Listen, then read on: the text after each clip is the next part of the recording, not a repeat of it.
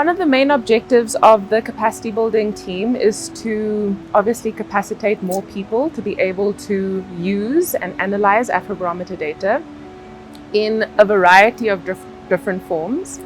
For this particular workshop, we are aiming to equip CSO representatives with the skills to be able to use Afrobarometer data to inform their advocacy as well as the policy contributions that they make. For this particular workshop, we have invited CSO representatives to a 3-day basic analysis training workshop.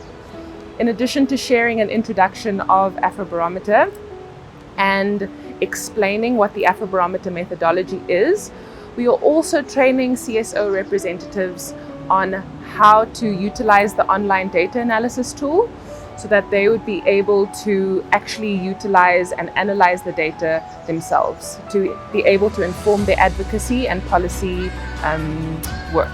We have invited 21 participants from various CSOs throughout East Africa.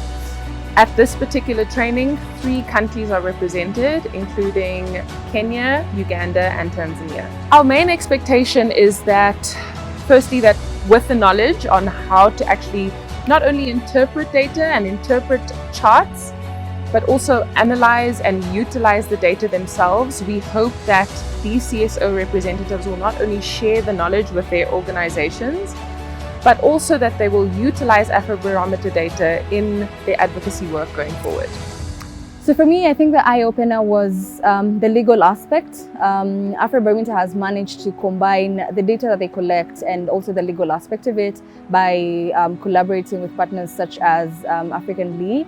And that for me is of interest because of the work that I do. Human rights work requires a lot of human rights-based research and a lot of legal background. So seeing how the Afrobarometer data and statistics is able to help my work has been one of the biggest learning experiences for me. The Afrobarometer training has been really insightful in regards to the amount of data there is available. There are bits that I used to think there's no information on this topic or that topic in East Africa, for example. But over the last 2 days, I have found out that Afrobarometer has been consistently collecting information since 1999, and that information has been interpreted into, bite-sized bits that can be very useful for the work that we do. So that was one thing. The second thing that I have learned a lot about is how that data can be translated into to push policy positions that we want to work with.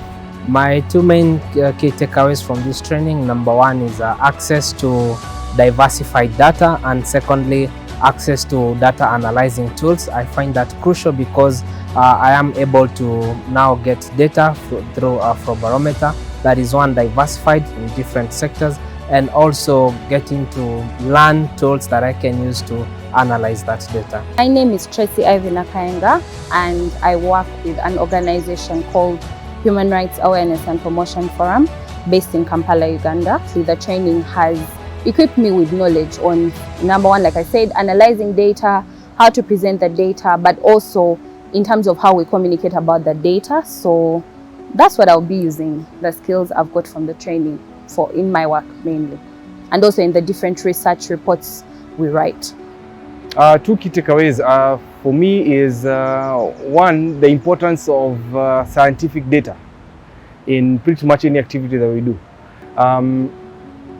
Be it research, be it any ground activities that we're planning, the importance of having empirical information or empirical data to help with the planning, with understanding and getting a true picture or reality check of the area that we want to conduct our activity.